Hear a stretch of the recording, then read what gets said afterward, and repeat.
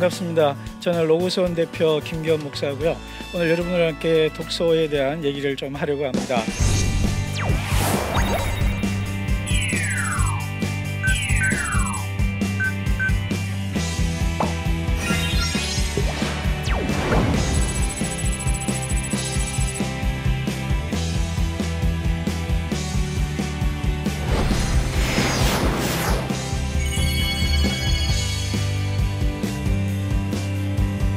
제 얘기를 좀 하려고 해요. 저는 한 무려 5년 동안 그 날마다 죽음을 생각하며 살았던 5년이 있었습니다. 죽이도록 미운 당신이 있었고요. 그 죽이도록 미운 당신을 죽일 수 없으니까 나를 죽이고 싶었는데 나도 못 죽이고 남도 못 죽이고 또 미워할 수 없고 근데 미움이 자꾸 생기고 그러니 이럴 수도 없고 저럴 수도 없어서 날마다 죽음을 묵상하며 이렇게 살았습니다. 근데 그 5년의 그 긴 시간 동안 제가 죽지 않고 살아있고 살아있을 뿐만 아니라 또 의미 있는 일들을 하면서 이렇게 여기 자리에 또 설 수 있게 된 것은 이제 첫째는 하나님의 은혜입니다. 저를 수렁에서 건져주셨던 하나님의 놀라운 은혜였고요. 그리고 두 번째는 가족의 지지였습니다. 아내와 아이가 없었다면 저는 견디기 어려웠을 거예요. 저를 무조건적으로 지지해주는, 응원해주는 그런 공동체가 관계가 있으니까 제가 견딜 수가 있었어요. 그리고 세 번째는 책입니다. 제가 여기서 말하는 책은 성경과 일반 책을 말하는데 오늘은 책에 대한 얘기를 좀 하려고 합니다. 그 책이 있었기 때문에 제가 살 수 있었고 책을 읽어서 살았고 살아서 책을 쓰는 사람이 되었고 책 읽으라고 얘기하는 책 전도사가 된 것입니다. 근데 이 책은 제게 한 4가지 정도의 의미가 있어요. 첫째는 쉼이었습니다. 제가 아까 얘기했죠. 주야로 제가 미워하는 원수를 묵상하며 살았습니다. 그러다 보면은 제 마음속에 이루 말할 수 없는 미움과 증오와 분노가 제 안에서 막 생겨납니다. 근데 그것이요, 미워해 보신 분들은 알겠지만 잘 안 끊어져요. 다른 거는 빨리 끊어지는데 미워하는 거는요 오래 갑니다. 그렇게 재미가 있어요. 오래 갑니다. 그러다 보면은 몇 시간을 미워합니다. 그러고 나면은 누가 제일 힘드냐면 제가 제일 힘들어요. 왜냐하면 미워하게 되면은 마음속에 분기, 악한 독한 기운이 나와요. 그것이 나를 아프게 합니다. 그러니까 자꾸 나쁜 생각을 하면 할수록 누가 힘드냐면 내 자신이 제일 먼저 힘들어요. 근데 책을 읽는 순간에는 이제 딴 생각을 할 수가 있는 거예요. 그 내가 미워하는 사람 또 내가 힘들게 하는 어떤 사건과 사람을 묵상하지 않고 책이라는 것을 볼 때에 내 마음속에 미움을 잠시 그칠 수 있는 휴지기를 갖게 되는 거죠. 그래서 독서라는 것은, 책이라는 것은 제게 쉼의 의미가 있습니다. 그리고 두 번째는 뭐냐면 힘이었어요. 사실은 외적인 고난이나 관계에서 오는 시련이 생기면 육체적으로도 힘들지만 정신적으로 공허해지거든요. 그리고 무력해집니다. 자책감이 많이 생기고 그럴 때 책을 읽었기 때문에 제가 견딜 수 있는 힘을 얻게 된 거죠. 여러분, 제가 견딜 수 있는 힘이라고 그랬습니다. 이길 수 있는 힘은 아니에요. 그러나 어쨌든 버틸 수 있는 힘이 생기는 겁니다. 여러분, 책 한 권 쓸 때 대개 한 1년 정도 걸리거든요. 또는 책 한 권에 한 사람 인생 전부가 농축되어 있거든요. 그리고 책 한 권 읽었다는 것은 한 사람 인생 전부를 읽은 거고 그 사람이 생각했고 꿈꾸었던 것들, 살아왔던 이야기가 내 마음속에, 내 머릿속에 들어오는 거잖아요. 그럼 그것이 내 비어있는 공허한 허전한 내 마음을 채워주는 거예요. 그러니까 외부에서 오는 여러 가지 비난이나 또 내 스스로 생기는 자책감으로부터 그런 단단하고 아주 그 강력한 이야기와 책과 논리들이 나를 그것들로부터 보호해주고 또 견딜 수 있는 힘을 주는 겁니다. 그리고 세 번째는, 첫째는 쉼을 주었고요, 두 번째는 힘이 되어줬고요, 세 번째는 눈이 되어줬습니다. 이 눈이라는 게 뭐냐면요, 저 자신을 해석할 수 있게 됐어요. 내가 왜 이렇게 힘들지? 내가 뭐가 문제지? 저 사람에는 왜 그러지? 그리고 내가 앞으로 어떻게 될 거지? 이런 어떤 내 인생을 이야기로 본다라면 내가 어디에 와 있고 어떻게 어디로 갈 것인지에 대한 이 눈을 보게 되는 거예요. 여러분이 책이라는 것은 예를 들면 제가 쓴 책이지만 출력되어 있는 순간 낯선 것이 되잖아요. 제3자가 됩니다. 그러면 그걸 통해서 나를 보게 되는 거예요. 그래서 책을 통해서 나를 보게 되는 겁니다. 그래서 좋은 책은 나를 읽을 수가 있어요. 좋은 책은. 그래서 책을 읽다가 보니까 나를 읽고 이해할 수 있는 눈을 갖게 된 겁니다. 그래서 책은 제게 눈이었다. 내 눈을 열어줬고 내가 볼 수 있게 해줬고 내 자신을 해석할 수 있는 안목을 틔워줬다는 겁니다. 그리고 네 번째는 길입니다. 길은 뭐냐면 그 이전과 다른 삶을 걷게 해줬어요. 그전에는 그냥 교회에서 목회하는 목사로서의 제 삶을 꿈꿨는데 5년의 고난 속에서 하여튼 책을 무지하게 읽었고 책을 읽다 보니까 책을 쓰게 됐고 책을 쓰다 보니 전혀 다른 삶을 누구도 가지 않았던 남들 가지 않았던 예상치 않았던 저만의 길을 저 안에 있는 고유한 은사들을 발견하고 저의 길을 가게 된 거죠. 그래서 지금은 목회하지만 자비랑 사역자로서 전업 작가로 책 쓰고 강의하고 또 다른 사람 책 쓰는 걸 도와주는 또 전혀 새로운 길을 가게 된 거죠. 그래서 기독교 안에 지성사역, 문화사역, 인문학 운동을 하는 새로운 길을 가게 된 거죠. 그래서 이 죽음으로 날마다 가고 있던 저를 스톱시키고 길을 돌아서게 해서 생명의 길로 가게 해준 것이 바로 책이었습니다. 그래서 오늘 강의 제목이 뭐죠? 살려면 읽어라. 살기 위해서는 읽어야 된다라는 거죠. 근데 왜 책을 읽어야 되냐면요, 책을 읽지 않으면 다른 걸 읽게 돼 있습니다. 우리는요, 보는 것을 따라서 담게 돼 있고 생각하게 돼 있거든요. 홈쇼핑을 주야로 묵상하게 되면은 갖고 싶은 욕심이 끊임없이 생겨납니다. 그리고 왜 나는 저거 없을까? 저 사람은 왜 있을까? 비교의식에 사로잡히게 되겠죠. 그러나 성경을 읽고 좋은 책을 읽으면 보는 것이 나기 때문에, 보는 것이 내 생각이 되고 내 눈을 열어주기 때문에 우리들의 삶이 업그레이드가 되는 겁니다. 그래서 제가 책을 읽어서 살아났기 때문에 좀 제목을 강하게 잡은 거예요. 살려면 읽어라. 그리고 부제로 또 하나 더 말하면 살리려면 읽어라. 남을 돕기 위해서 우리가 읽어야 된다는 겁니다. 자, 일단 제 얘기로 왜 독서를 해야 되느냐는 저의 스토리로 얘기를 드렸고요. 또 책 읽어야 되는 이유에 대해서 또 한 가지 좀 더 얘기를 하겠습니다. 바로 변화되기 위해서입니다. 책을 읽는다는 것은요, 변화되기 이전에 먼저 지식과 정보를 얻는 게 중요합니다. 내가 궁금하고 잘 모르는 분야의 책을 읽어서 정보를 습득해서 공부하고 내 자신을 개발하는 자기 개발의 효과가 분명히 있습니다. 그러나 인포메이션이라고 그러죠. 정보를 받아들일 뿐만 아니라 트랜스포메이션 그래가지고요, 어떤 정보를 인포메이션, 내 안에 정보가 들어오면 내 안에서 트랜스포메이션이 생깁니다. 그래서 책을 읽게 되면 변화가 생기게 되어 있습니다. 사실 저는 오늘 여러분들에게 책 읽고 변화된 사람들 얘기하라 그러면 너무 많은 얘기를 할 수 있습니다. 몇몇 분들만 샘플로 좀 얘기를 드릴까요? 오프라 윈프리라고 여러분 아실 겁니다. 그죠? 근데 오프라 윈프리가 늘 하는 얘기가 있습니다. 내 인생을 바꾼 건 두 가지다 그래요.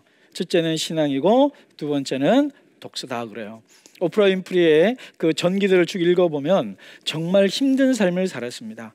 그 자기의 힘든 삶을 쭉 얘기를 하는데 대략 9가지예요. 첫째, 흑인이고 여자고 뚱뚱하고 못생기고 가난하고 대학 못 나왔고 초등학교 때 성폭행 당했고 중고등학교 때 미혼 모였고 마약까지 했고 더 이상 희망이 없고 삶의 출구가 없는 그런 여성이었습니다. 그런 그가 오늘날 미국에서 또 전 세계적으로 많은 영향력과 또 선한 일을 할 수 있었던 그 동력이 뭐냐면 그는 끊임없이 두 가지를 얘기해요. 신앙과 독서라고요. 그 책 읽기가 그의 삶을 바꾼 겁니다. 자, 그럼 또 한 명의 이번에도 흑인 남자 얘기를 한번 좀 할까요? 벤 카슨이라고요. 존스 홉킨스대 신경외과 의사인데 이분은 초등학교 5학년 때 일입니다. 어머님이 이 벤카슨을 불러놓고 너무 공부도 안 하고 가난한 흑인 학생이 학교에서 놀림받고 성격도 나쁘니까 기도하고 두 가지 제안을 합니다. 일주일에 TV 2프로그램만 보고 일주일에 책을 무조건 2권 읽어라. 근데 이 말이 요즘 애들 말로 포스가 느껴졌나 봐요. 그래갖고 벤카슨이 도서관에 갔습니다. 도서관에 갔는데 지리도 모르는 거예요. 어떻게 책을 빌려야 될지도 모르고. 그래서 어리버리하고 있으니까 사스 스님이 불러서 왜 왔니? 물었습니다. 그래서 여차여차해서 왔습니다. 그랬더니 그러면 이 책 읽어봐라고 줬는데 하필이면 그게 과학책이었고요. 그게 너무 재밌은 거예요. 그래서 대출해서 재밌으니까 읽고 반납하고 반납 대출을 계속하기 시작한 겁니다. 그러던 어느 날 우리로는 영어 시간, 걔네들로는 국어 시간에 단어 맞추기 대회를 하는데 아무도 못 맞추는 거예요. 근데 자기는 알겠는 거예요. 근데 나 같은 꼴찌가 알면은 다른 애들은 아는데도 말 안 할 거야. 그런 적이 한 번 있은 거예요. 그리고 며칠 후에 과학 선생님이 돌을 하나 들고 왔는데 이 돌이 뭐냐라고 묻는 순간 자기도 모르게 손을 번쩍 든 겁니다. 그래서 선생님이 물었더니 맞춘 겁니다. 그리고 앉으라고 말하는 순간 그 학생이 벤카슨이 15분 동안 그 돌에 대한 얘기를 쭉 펼친 겁니다. 그래서 그 친구들이 다 놀란 거죠. 그 이후로 벤카슨이 바뀌어서 신경외과 의사가 됐고 전 세계적으로 그 훌륭한 의사가 됐고요. 여러분 그 샴 쌍둥이라고 그 쌍둥이를 세계 최초로 분리절제 수술을 성공시킨 의사가 되었습니다. 그래서 제가 오늘 이 자리에 이렇게 책 읽어서 변화된 사람들 얘기하면 너무 많은 얘기를 할 수 있습니다. 저부터 주변에 있는 많은 사람들이 오늘의 당신을 만든 게 뭐냐라고 물으면 첫 번째에서 세 번째에 드는 것이 반드시 들어가는 것이 독서입니다. 책을 읽기 때문에 제가 바뀌었습니다. 또 하나가 고통이에요. 그리고 세 번째가 멘토가 들어갈 겁니다. 이런 책이라는 것이 한 사람의 인생을 완전히 바꾸고 새롭게 하는 힘이 있습니다. 그래서 살려면 읽어라 라는 것입니다. 그리고 또 하나 왜 우리가 읽어야 되느냐 하면 생각하는 사람이 되기 위해서 우리가 읽어야 합니다. 제가 만든 말인데요. 생각하지 않으면 생각당한다. 우리가 기독교인의 가치관과 세계관으로 생각하지 않으면 비기독교적인 생각이 내 생각을 좌우하는 겁니다. 그러면 또 하나 이런 질문을 할 수 있습니다. 모르는 거에 대해서 생각해봐라 말해보라 그러면 아무도 말할 거리가 없어서 생각할 거리가 없어서 생각할 수가 없습니다. 책은 마치 마중물과 같습니다. 옛날 이 펌프질 할 때 마중물을 부어서 지하수물을 끌어올리듯이 책이라는 것이 내 머리와 내 마음에 내 눈을 통해서 들어올 때 내 영혼과 내 생각과 내 존재와 스파크가 일어납니다. 부딪혀요. 그러면 내 안에 잠재되어 있던 새로운 신선한 물들이 올라오는 겁니다.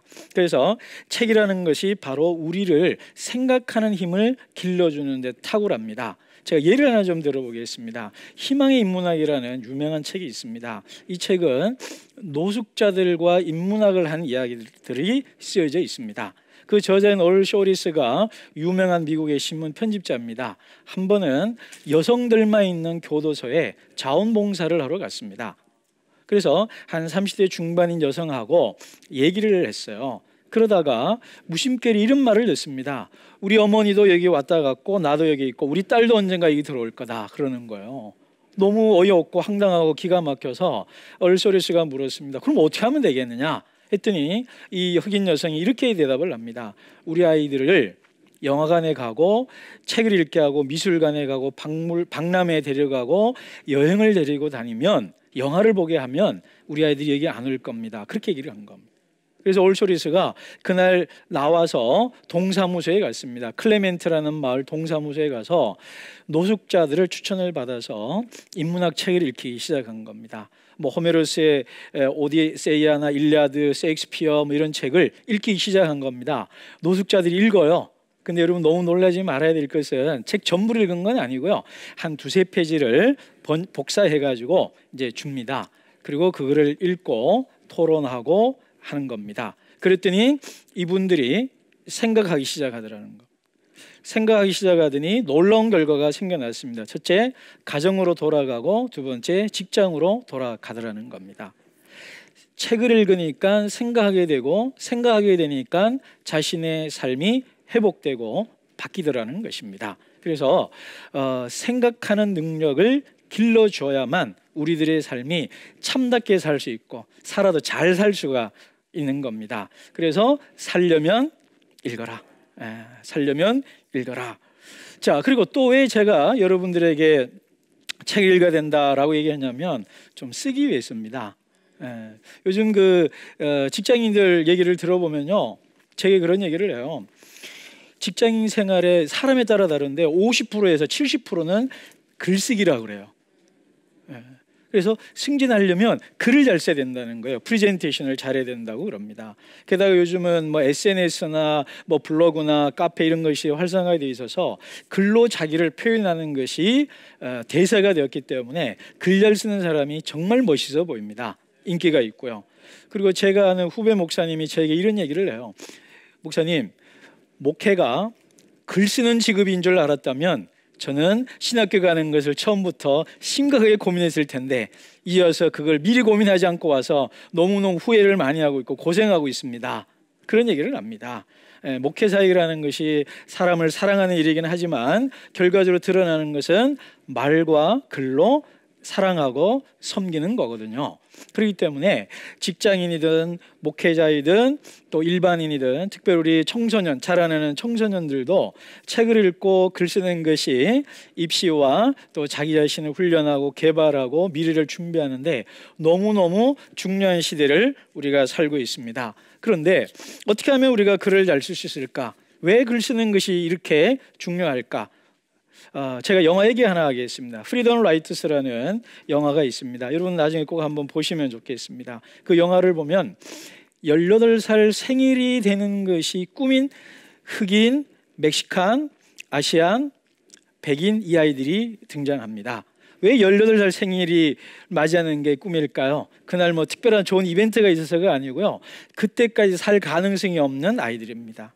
다 갱과 연결되어 있는 그런 아주 최하 학교의 아이들 이야기입니다. 그 학교에 그 모교 출신인 선생님이 오셨습니다. 그 아이들과 갈등을 하고요, 싸우고요, 어떻게든 잘 하려고 그러는 어느 날 아이들에게 우연한 기회에 안내일기를 읽히게 됐고 안내일기를 읽으면서 아이들이 일기를 쓰게 했습니다. 그 많은 얘기를 줄이고요, 아이들이 안내일기라는 책을 읽고 자기가 일기를 쓰면서 바뀌기 시작한 겁니다.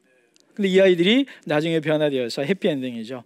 미국의 유명 명문대학 합격했고 이 아이들이 자신의 꿈을, 자신의 삶을 바꾸어줬던 그 일기 쓰기 운동을 지금도 미국에서 하고 있습니다. 그래서 글을 쓴다는 것이 한 사람의 인생을 바꿀 뿐만 아니라 그리고 한 학교를 바꾸고 한 사회를 바꾸는 겁니다. 근데 그 시작이 뭐냐면 바로 안내일기라는 책이었습니다.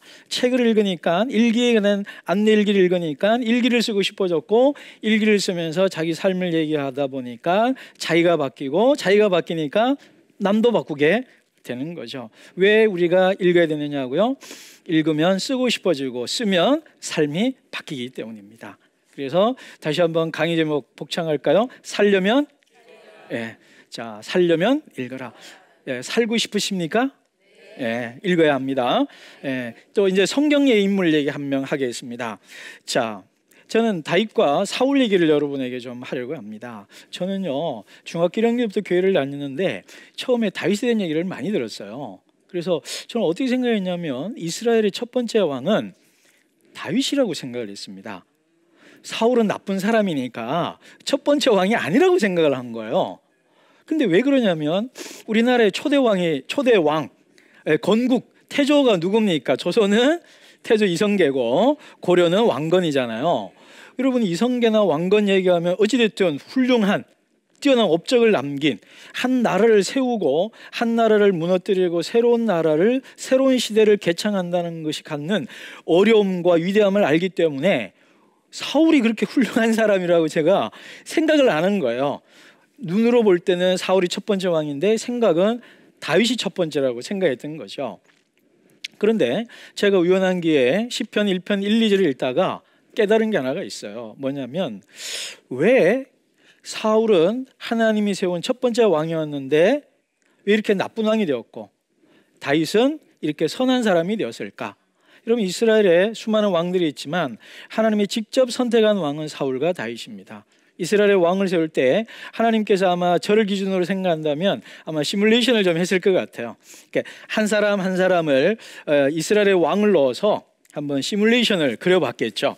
여기 있는 형제님부터 한 명 한 명 이렇게 다 넣어본 다음에 최종적으로 사울이다, 너가 왕이어야 한다, 내가 너가 왕이 되면 좋겠다, 하나님이 낙점한 것은 다윗이 아니었고 사울이었습니다. 그리고 우리가 사무엘상에 보시면 사울이 왕이 되었을 때 상당히 훌륭한 왕이었다는 걸 우리가 알고 있습니다. 처음에 겸손했고요, 아주 업적도 많이 있습니다. 근데 그런 왕이 최후에는 비극적인 죽음을 맞이하고 다윗을 아주 괴롭히는 아주 옹졸한 왕이 되어버렸습니다. 근데 우리가 알다시피 똑같이 하나님 보시기에 뽑았던 사울과 다윗이 처음에는 비슷했거나 어찌 보면 사울이 앞섰습니다. 그럼에도 불구하고 사울은 최악의 왕이 되었고 다윗은 최고의 왕이 되었습니다. 그 비결이 뭘까? 제가 시편 1편 1, 2절을 읽다가 깨달았어요. 그렇죠? 복 있는 사람은 악인들의 길을 따르지 아니하며 죄인들의 길에 서지 아니하며 오만한 자들의 자리에 앉지 아니하고, 이게 1절이죠. 2절은 오직 여호와 율법을 즐거워하여 그의 율법을 죄하러 묵상하는도다, 그렇게 되어 있습니다. 근데 주어 동사를 한번 찾아볼까요? 1, 2절의 주어가 뭐냐면 복 있는 사람입니다.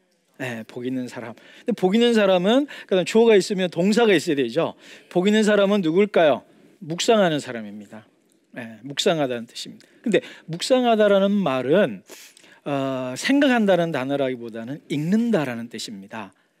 히브리어로 하가라는 건데요, 소리내서 중얼중얼 읊조린다, 중얼중얼 되풀이해서 읽는다라는 뜻입니다. 자, 제가 이걸 보고 발견한 게 바로 그거예요. 사울과 다윗의 차이는 무엇을 읽었는가가 차이점이다. 사울은 다윗을 읽었습니다. 다윗은 말씀을 읽었습니다. 사울은 원수를 묵상했습니다. 저 원수를 어떻게 하면 죽일까 묵상을 했어요. 원수를 묵상했더니 사울이 원수가 되었고, 어떻게 하면 죽일까 묵상하다가 누가 죽었어요? 자기가 죽습니다. 다윗은 어떻게 뭘 묵상했어요? 하나님을 묵상했어요. 말씀을 묵상했더니 그가 시냇가에 심은 나무가 되었고 복 있는 사람이 되었고 열매 맺는 사람이 되었습니다. 무엇을 읽었느냐? 원수를 읽을 것이냐? TV를 읽을 것이냐? 세상을 읽을 것이냐? 홈쇼핑을 즐겨 읽을 것이냐? 아니, 성경을 읽고 말씀을 읽고 좋은 책을 많이 읽어서 좋은 생각, 좋은 마음, 세상을 보는 새로운 눈을 열어서 내 삶을 바꿀 것이냐? 라는 것입니다. 사울과 다윗이 보여주는 예는 뭐냐면 무엇을 읽느냐가 한 사람의 인생을 바꾸었다라는 것입니다. 그래서 살려면 읽어라. 우리 오늘 오신 여러분, 우리 사랑하는 우리 시청자 여러분, 저처럼 다윗처럼 그리고 많은 신앙의 선배들처럼 또 많은 훌륭한 사람들처럼 좋은 책을 많이 읽어서 여러분의 삶이 바뀌고요, 우리 삶 자체가 내가 다른 사람들에게 책이 되어줄 수 있는 그런 삶을 살 수 있기를 바랍니다. 네, 여기서 강의 마치겠습니다. 감사합니다.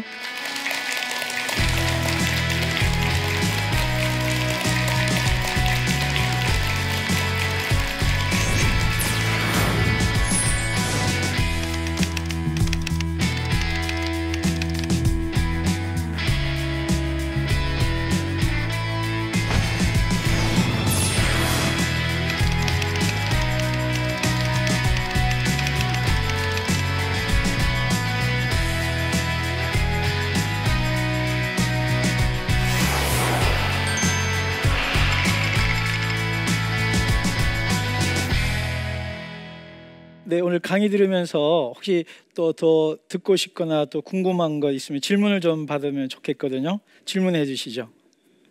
네, 안녕하십니까. 네. 대방동서 문영미입니다. 저희 아들은 허영만 씨의 식객 만화책하고 또 고영 씨 삼국지하고 열국지, 중국 역사하는 걸 좋아하고요. 오. 또 일본말을 너무 즐겨보는 거예요. 그래서 앞으로도 계속 그렇게 보게 되는지 그게 궁금합니다. 네, 좋은 질문해 주셨고요. 일단 제가 들으니까 수준 있는 작가의 좋은 만화들을 많이 읽는 것 같으네요. 일단 제가 어디 가서 강의하면 이 질문을 많이 받는데요. 제가 한 30년 전에 그 논술 학원에서 논술을 좀 오랫동안 가르쳤습니다. 그때 학생 한 명이 국어를 꽤 잘하고요. 글은 제일 잘 써요. 영어 수학은 조금 중간 정도입니다.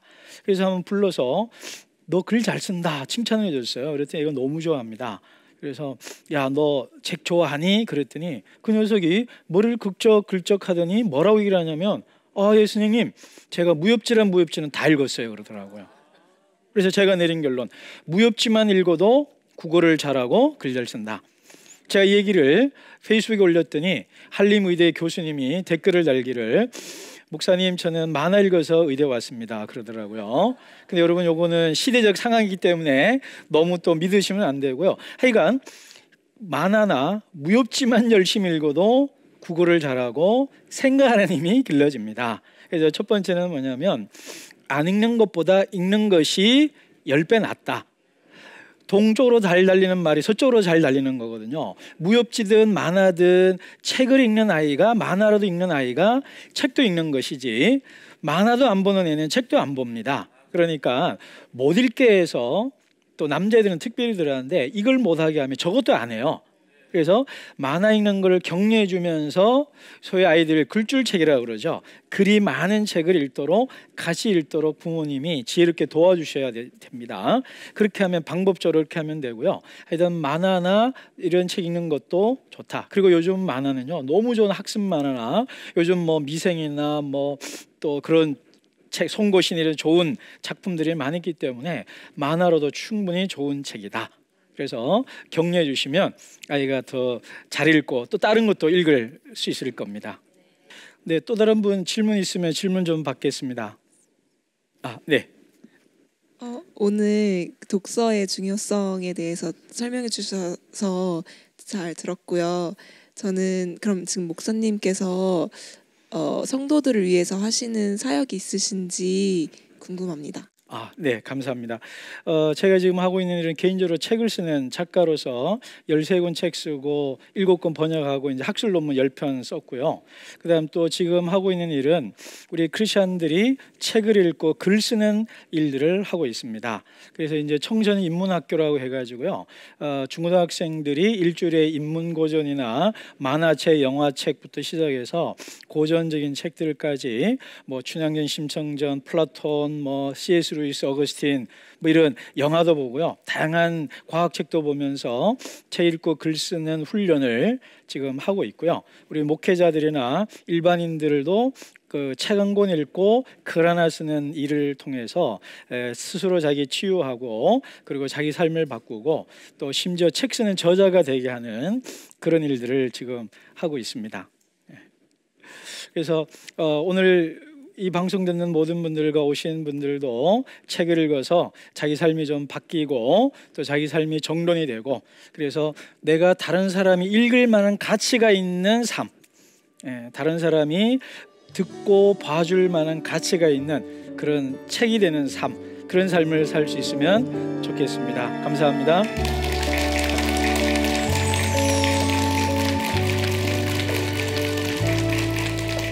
보이지 않는 하나님과를 얘기를 글로 써보면 하나님과의 관계가 글로 구체적으로 나타날 수가 있는 겁니다. 그 대표적인 게 뭐냐면 기도문입니다. 사울과 다윗의 차이가 뭐냐면, 사울은 스트레스를 받으면 칼을 던집니다. 다윗은 어떻게 했었죠? 그 안에 있는 미움과 분노를 시편이라는 글로 남겼어요. 그리스도인이 된다는 것은 예수님의 삶과 예수님의 말씀을 기억하는 사람이 되는 거고, 예수님과의 만남을 글로 기록하는 삶을 산다는 뜻입니다. 지금 당장 글을 쓰십시오. 마음대로 쓰시다가 보면은 아주 잘 쓴 글을 쓸 수 있게 될 것입니다.